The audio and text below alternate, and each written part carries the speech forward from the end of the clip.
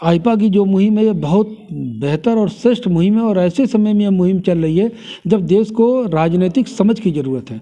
और मुझे लगता है कि आईपा लोगों के अंदर राजनीतिक समझ विकसित कर रहा है। तो जो पार्टी और दल भारत की सीमाओं को सुरक्षित कर दे, आंतरिक सुरक्षा की गारंटी दे और हमारे जीवन को सुरक्षित कर ले, बाकी कमा खा हम लेंगे।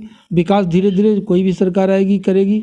आतंकवादी यहाँ पर ना आ पाएँ, हमारी मुस्लिम बहनें हैं उनका जीवन सुरक्षित रहे, ऐसा न कि उनकी शादी के बाद तलाक करके उनको घर से बाहर निकाल दिया जाए। हमारी बेटियां जब सड़क पर चले तो वो सुरक्षित रहें। और जो गुंडों का मनोबल बढ़ता है, गुंडे जो राजनेता बन जाते हैं, गुंडे जो सामंतवाद की तरह ये लोगों का शोषण करते हैं, वो शोषण न करें। जी नमस्कार, मैं हूं वाराणसी से शैलेंद्र सिंह और आप देख रहे हैं आईपा यानी all India progressive politics association. इसके अंतर्गत बातें होती हैं प्रगतिशील राजनीति को लेकर, चर्चा करते हैं कुछ खास लोगों से और जानते हैं कि किस तरीके की इसमें हलचल है। इसके साथ साथ जानते हैं कि किस तरीके से जो समाज में जो है कैसे लोग अपना एक संदेश देना चाहते हैं। इसके अंतर्गत भी मुलाकात कराते हैं कुछ खास शख्सियत से। तो आज इसी कड़ी में मुलाकात कराते हैं विशाल भारत संस्थान के राष्ट्रीय अध्यक्ष जी से और जो राजू जी से, जो कि एक अगर बातें की जाए तो विशाल भारत संस्थान के अंतर्गत ये एक ऐसी जगह है जहाँ पे सुभाष चंद्र बोस जी की यहाँ पे एक मंदिर बनाई गई है, जहाँ पे प्रतिदिन पूजा भी होती है और समाज में एक संदेश भी देने का पूरा प्रयास होता है। कई तरीके का कार्य भी करते हैं। तो स्वागत है सर आपका आईपा में। और अगर बात की जाए तो किस तरीके के कार्य किए जा रहे हैं आपके द्वारा? देखिए, विशाल भारत संस्थान का विश्व स्तरीय कई मॉडल है, सेवा का मॉडल है। हमारा मौलिक कार्य सेवा करना है। एक तो सुभाष भवन है जहाँ पर सभी धर्म और जातियों के लोग एक साथ रहते हैं और एक किचन में खाना खाते हैं। ये हिंदुस्तान का और हिंदुस्तान की संस्कृति का, हमारी सभ्यता का एक बेहतर और श्रेष्ठ मॉडल है जो अन्य कहीं उदाहरण इसका नहीं मिलता है। सारे बच्चे भी विभिन्न धर्मों और जातियों के लोग हैं, बड़े लोग भी हैं, एक साथ एक परिवार की तरह रहते हैं। तो कम्युनिटी लिविंग का सबसे बेस्ट उदाहरण है सुभाष भवन। दूसरा सुभाष जी का मंदिर है।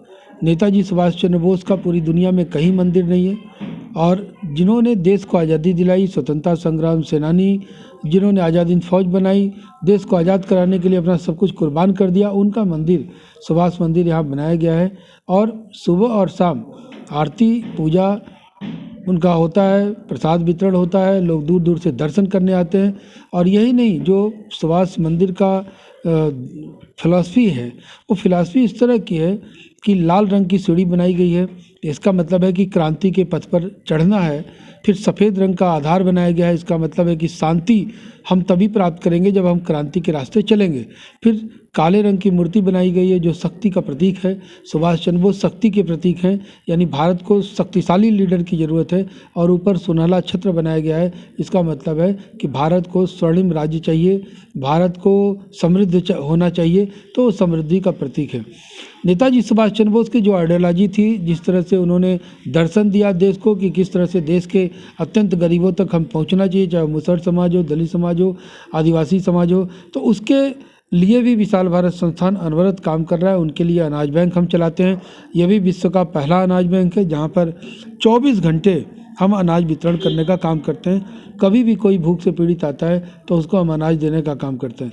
सड़क पर जो बच्चे हैं जिनके माता पिता नहीं हैं और जिनके बारे में कोई कुछ नहीं जानता समाज का, तो उनके लिए हम पिता का नाम में हम अपना नाम देते हैं, उनका पालन पोषण की जिम्मेदारी उठाते हैं। कोरोना काल हो, चाहे किसी भी तरह की आपदा आई हो, अगर कोई बच्चा अनाथ हो जाता है तो उसके पालन पोषण की जिम्मेदारी भी हम उठाने का काम करते हैं। इसके अलावा बच्चों के लिए चिल्ड्रंस पार्लियामेंट और चिल्ड्रंस बैंक है। चिल्ड्रंस बैंक है, जो छोटे छोटे बच्चे हैं वो अपना 2 रुपया 3 रुपया जमा करते हैं। उसमें जमा करने के बाद उससे वो अपने माँ बाप का कभी ज़रूरत पड़े आपदा में किसी परिस्थिति में तो उनको मदद करते हैं। चिल्ड्रंस पार्लियामेंट में बच्चों के अधिकारों की वकालत करने वाला दुनिया का पहला इलेक्टेड चिल्ड्रंस पार्लियामेंट काशी में है। और दुनिया के तमाम देशों में इलेक्टेड चिल्ड्रंस पार्लियामेंट नहीं है, दुनिया के सभी देशों में सेलेक्टेड चिल्ड्रंस पार्लियामेंट है।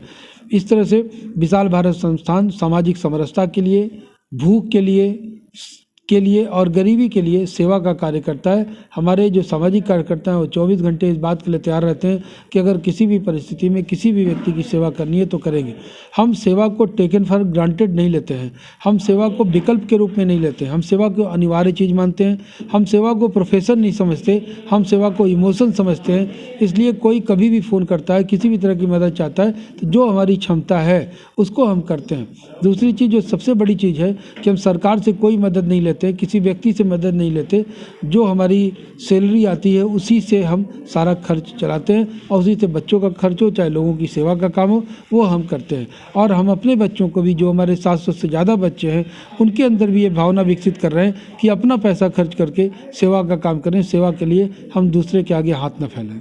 इसके साथ अगर बातें की जाए तो जैसे आपके सुभाष भवन में यहाँ पे कितने लड़के होंगे लगभग, इसके साथ साथ अगर बातें की जाए तो उनके पालन पोषण में अगर कोई दिक्कतें अगर यदि आती हैं, कोई संभावना बनती है तो किस तरीके से संघर्ष करते हैं, कैसे उसमें मतलब मैनेज करते हैं इसके लिए आप? सुभाष भवन में अभी हमको लेकर के 35 लोग रहते हैं, लेकिन इसके पहले 786 बच्चों का पालन पोषण हो चुका है। वो बड़े हो चुके हैं, वो बाहर जा चुके हैं। जो बच्चा बड़ा हो जाता है वो अपना काम धंधा करता है, रोजगार करता है, बाहर चला जाता है। जो बच्चे सेवा कार्य करते हैं, जो बच्चे मेरे साथ रहना चाहते हैं, वो मेरे साथ ही रहते हैं।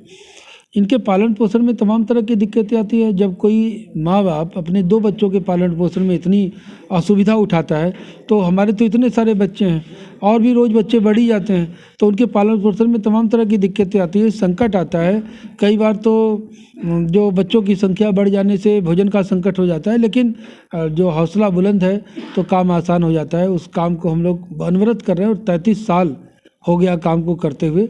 हाँ, एक चीज़ है कि हिंदू मुस्लिम यूनिटी के लिए, सांप्रदायिक एकता के लिए जब हम काम करते हैं और जब हम धार्मिक समरसता के लिए काम करते हैं तो जो आतंकवादी संगठन है, आतंकवादी हैं, जो पाकिस्तान टेरर ग्रुप है, इन लोग को बहुत दिक्कतें होती हैं। ये लोग हमको प्रायः धमकियाँ देते रहते हैं।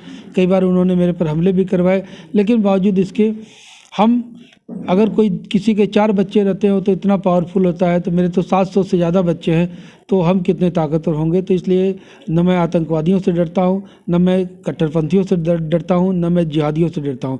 मैं इतना ज़रूर कहता हूँ कि भाई हम अपना काम कर रहे हैं, हम अपने देश की एकता और अखंडता के लिए काम कर रहे हैं। अगर आप मेरे काम में बाधक बनेंगे तो ऐसा नहीं कि मैं शांत रहूँगा, मैं और मेरे बच्चे शांत नहीं रहेंगे, क्योंकि देश किसी के बाप का नहीं है, देश किसी राजनेता की जागीर नहीं है, देश किसी व्यक्ति की जागीर नहीं है कि कभी किसी ने जागीर समझ के देश को बांट दिया था। तो देश के मसले पर हम कभी समझौता नहीं करते हैं और हम स्पष्ट कहते हैं कि हम गांधीवादी नहीं हैं, हम सुभाषवादी हैं और सुभाष चंद्र बोस को अपना आदर्श मानते हैं। इसलिए देश के खिलाफ काम करने वाले गद्दारों को मुंहतोड़ जवाब देना चाहते हैं और देश में निचले वर्ग को, चाहे निम्न वर्ग को, अगर सेवा की ज़रूरत है, पढ़ाने की ज़रूरत है, तो उनकी हम सेवा करते हैं। तो सेवा भी हम करते हैं और हम गद्दारों के लिए काल भी हैं। ये दोनों परिस्थिति हमारे साथ है।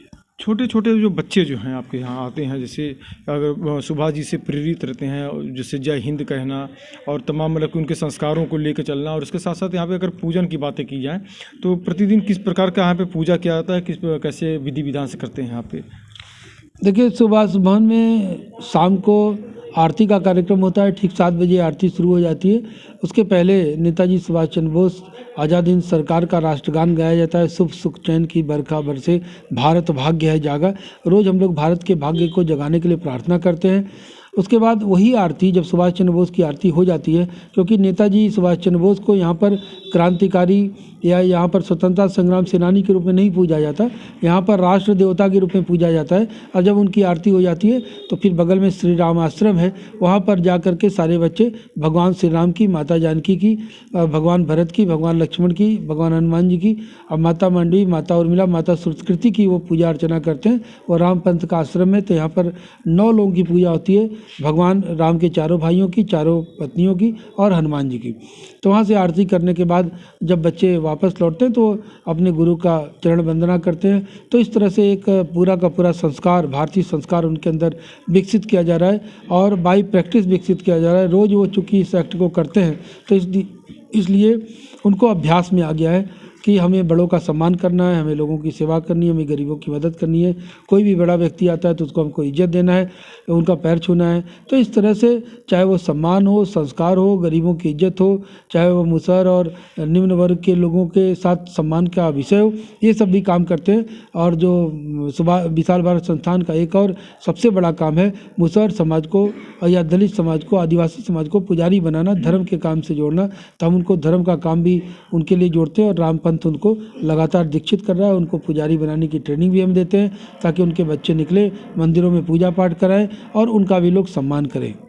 इसके साथ साथ अगर बातें की जाए तो आपके यहाँ से एक संदेश दिया जाता है, सौहार्द बना रहे, कोई बिगड़े ना। तो तमाम तरीके के आयोजन किए जाते हैं, जैसे कि श्री राम जी के पूजन जो है मुस्लिम महिलाओं द्वारा किए जाते हैं। तो इसका क्या प्रभाव रहता है, कितना मतलब कि इसका असर रहता है समाज में, इस पर कुछ बताइए। देखिए, समाज में बहुत असर होता है, क्योंकि जब संकट मोचन में बम ब्लास्ट हुआ था तो उसमें पूरा देश धधकने के लिए तैयार था। लगा कि अब कल ही दंगा हो जाएगा, लेकिन उसमें विशाल भारत संस्थान के नेतृत्व में मुस्लिम महिलाओं ने जाकर के संकट मोचन मंदिर में वहाँ पर हनुमान जी का पाठ किया, हनुमान चालीसा का पाठ किया। पूरी दुनिया ने इसको टेलीविज़न पर देखा। जब लोगों ने देखा तो हिंदुओं के मन में भी ये भावना आ गई कि नहीं, मुसलमान भी हमारे धर्म की इज्जत करते हैं, इस्लाम भी हमारी इज्जत करता है। तो ऐसी परिस्थिति में जब मुस्लिम महिलाएं भगवान श्री राम की आरती करती हैं तो हिंदुओं के मन में भावना आती है कि मुसलमान कट्टरपंथी नहीं, हमारे धर्म को गाली नहीं देते, हमारे धर्म का भी सम्मान करना जानते हैं। तो ऐसी परिस्थिति में हम धार्मिक समरसता की बात करते हैं, हम धर्मनिरपेक्षता की बात नहीं करते। और धार्मिक समरसता तभी आ सकती है जब हम एक दूसरे के धर्मों का आदर करना जानें। जब हम एक दूसरे के धर्म का आदर करेंगे तो कभी कोई समस्या नहीं होगी। तो हमारे यहाँ तो कुरान खानी भी होती है और भगवान श्री राम की आरती भी होती है। भगवान श्री राम की आरती में मुस्लिम महिलाएं भाग लेती हैं और जो बाकी धार्मिक आयोजन था उसमें सभी हिंदू मुसलमान साथ साथ भाग लेते हैं। और यही तो परंपरा भारत की रही है। भारत की परंपरा लड़ाने और नफरत कराने की नहीं रही है। भारत की परंपरा सामाजिक समरसता, सामाजिक समन्वय और पारिवारिक समन्वय, जातियों के समन्वय की रही है। इसलिए इतनी हजार जातियाँ होने के बाद भी हिंदुस्तान एक रहा है, एक है और आगे भी चलकर एक रहेगा। और हमारी जो बेसिक लड़ाई है वो लड़ाई है कि जो अखंड भारत में से जो हिस्से कट गए भारत में से, वो हिस्सों को या उन सीमाओं को फिर से वापस लाया जाए। ये हमारी सबसे बड़ी लड़ाई है। अंतिम सवाल एक आपसे लेंगे, क्योंकि 2022 का चुनाव इसमें नज़दीक है और थोड़ा सा आपसे संदेश लेना चाहेंगे, जानकारी लेना चाहेंगे कि अगर जो वोटिंग जो लोग करते हैं, वोटिंग किस तरीके से करें। भावनात्मक मुद्दे बहुत तेज़ी से पनपते हैं इलेक्शन के समय में, हिंदू मुस्लिम तमाम तरीके की बातें आती हैं। तो वोटिंग किस प्रकार से करें, क्या आपका कहना है इस पर? देखिए, वोटिंग का दो ही मुद्दा होता है, एक तो हमारी ज़िंदगी सुरक्षित रहे और हमारे भारत की सीमाएं सुरक्षित रहें। तो जो पार्टी और दल भारत की सीमाओं को सुरक्षित कर दे, आंतरिक सुरक्षा की गारंटी दे और हमारे जीवन को सुरक्षित कर ले, बाकी कमा खा हम लेंगे। विकास धीरे धीरे कोई भी सरकार आएगी करेगी। आतंकवादी यहाँ पर ना आ पाएँ, हमारी मुस्लिम बहनें हैं उनका जीवन सुरक्षित रहे। ऐसा न कि उनकी शादी के बाद तलाक करके उनको घर से बाहर निकाल दिया जाए। हमारी बेटियां जब सड़क पर चले तो वो सुरक्षित रहें। और जो गुंडों का मनोबल बढ़ता है, गुंडे जो राजनेता बन जाते हैं, गुंडे जो सामंतवाद की तरह ये लोगों का शोषण करते हैं, वो शोषण न करें। तो ऐसी परिस्थितियों को ध्यान में रखते हुए अगर लोग वोटिंग करेंगे तो देश हमारा मजबूत बनेगा। अब 370 था सबसे कमज़ोर कड़ी थी हिंदुस्तान के लिए, 370 ख़त्म कर दिया गया। कश्मीर और भारत में मिल करके एकीकरण उसका हो गया, एक हो गया एक तरह से। तो ऐसे राम जी का मंदिर का मुद्दा था, इतने वर्षों से लटका था, हिंदू मुस्लिम दंगे फसाद हो रहे थे, आज वो समस्या खत्म हो गई। काशी विश्वनाथ कॉरिडोर का लोगों ने देखा ही किस तरह से हुआ, सड़कें बन रही है। तो अब क्या चाहिए, अब जो भी हो राष्ट्रवादी सरकार होनी चाहिए। अगर राष्ट्र के खिलाफ कोई भी व्यक्ति बोलता है तो ऐसी सरकार हमें किसी कीमत पर नहीं चाहिए, चाहे वो बिजली नहीं, वो अपना पूरा हर महीना 5 लाख रुपया महीना भेजें, तब भी ऐसी सरकार नहीं चाहिए। एक और अंतिम सवाल आपसे लेंगे। अंतिम जो सवाल है, जो पॉलिटिकल जो भी पार्टियां हैं बहुत से बाहुबलियों को टिकट दे देती हैं, तो क्या उन्हें बाहुबली कहना सही रहेगा या इन राजनेताओं को पॉलिटिकल कमांडो की ज़रूरत होती है? क्या पॉलिटिकल कमांडो कहना उनको सही रहेगा? देखिए, जो गुंडे अपराधी टुच्चे टाइप के लोग हैं वो बाहुबली कैसे हो गए? ये गुंडे 4-5 अपराधियों को, बंदूक चलाने वालों को साथ में रखते हैं और ये डरपोक और कायर हैं। इनकी हैसियत है, सारे गुंडों को मैं कह रहा हूँ तो अकेले चल के दिखा दे वो। अकेले वो सड़क पर खड़े होकर गुलगप्पा खा ले, वो तो खुद ही अपनी सुरक्षा करते रहते हैं, अपने गुंडों को कहते हैं जाओ इनको गोली मार दो। तो जनता, आम जनता डरती है। गुंडे कितने होंगे? कुल होंगे 100, 200, 500, 1000 होंगे, और जनता कितनी है? उत्तर प्रदेश की करोड़ों में है। तो अगर करोड़ जनता का दिमाग खराब हो जाएगा तो इनका क्या होगा? तो बाहुबली जनता होती है। ये लोकतंत्र में कोई गुंडा अपराधी बाहुबली नहीं होता है। और काहे का बाहुबली? जिस बाहुबली वो हो सकता है जो अपनी थाली दूसरे के आगे कर दे, जो अपना भोजन दूसरे को दे दे, जो गरीब से गरीब व्यक्ति का पालन पोषण कर ले। बड़ा वो है जो अपने से छोटों का ध्यान रखे। ये किसी का खेत कब्जा कर रहे हैं, किसी बहन बेटी की इज्जत लूट रहे हैं, किसी का मकान कब्जा कर रहे हैं, किसी की ज़मीन कब्जा कर रहे हैं, तो ये कहाँ से हो गए? इनके घरों पे भी बुलडोजर चल रहा है। आने वाले समय में कई सरकारें आएंगी जो उनकी छाती पे बुलडोजर चल जाएंगे। तो इनको गुंडों से डरने की जरूरत नहीं है। ये बेचारे होते हैं, इनकी अपनी कोई औकात नहीं होती है और इनकी कोई फॉलोइंग नहीं है। जो पार्टियां इन गुंडों को टिकट देती हैं वो पार्टियां गुनाह करती हैं, इसलिए वो पार्टियां धीरे धीरे नकार दी जाती है। आज समाजवादी पार्टी हो चाहे दूसरी पार्टी, इसलिए नकार दी गई क्योंकि गुंडा राज उन्होंने डेवलप करने का प्रयास किया। ये इनको तात्कालिक फ़ायदा चाहिए। ये गुंडा उसकी फॉलोइंग, अरे भैया फॉलोइंग नहीं है, वो लोगों के दिल में डर है, और वही डर जब कोई ख़त्म करने वाला हो जाएगा तो वो हीरो बन जाता है और अपराधी जो है विलन बन जाता है। आईपा की जो मुहिम है जन जन तक हम लोग पहुंचते हैं, राजनेताओं के पास पहुंचते हैं, सामाजिक संस्थान के जो एनजीओ जो संचालन है और सामाजिक कार्यकर्ताओं के पास पहुंचते हैं। क्या कहेंगे इस मुहिम को आप? आईपा की जो मुहिम है ये बहुत बेहतर और श्रेष्ठ मुहिम है, और ऐसे समय में यह मुहिम चल रही है जब देश को राजनीतिक समझ की ज़रूरत है। और मुझे लगता है कि आईपा लोगों के अंदर राजनीतिक समझ विकसित कर रहा है। और तमाम ऐसे लोग हैं, आज 50% हमारे घर की महिलाएं जो कि अपने अस्तित्व को नहीं मानती हैं, वो वोट देने दूसरे के कहने पर जाती हैं। तो 50% लोगों को आईपा जागरूक करने का काम कर रहा है। दलितों, वंचितों, उपेक्षितों और तिरस्कृतों तक पहुँच रहा है आईपा। तो मैं आईपा हृदय से बहुत धन्यवाद देता हूं कि वो राजनीतिक भागीदारी की मुहिम को आगे बढ़ा रहे हैं। तो आप थे हमारे साथ विशाल भारत संस्थान के अध्यक्ष और कह लीजिए, और इसके साथ साथ अगर बात की जाए तो समाज में एक बढ़िया संदेश देने का पूरा प्रयास करते हैं और जन जागरूक के माध्यम से लोगों को एकत्रित करने का माध्यम करते हैं। तो इन्होंने बताया कि 2022 में किस प्रकार से लोग वोटिंग करें और उसके बाद जो सरकार जो बने वो निष्पक्ष भाव से सरकार बने, इसके लिए उन्होंने पूरा फोकस किया। वाराणसी से शैलेंद्र सिंह, आईपा।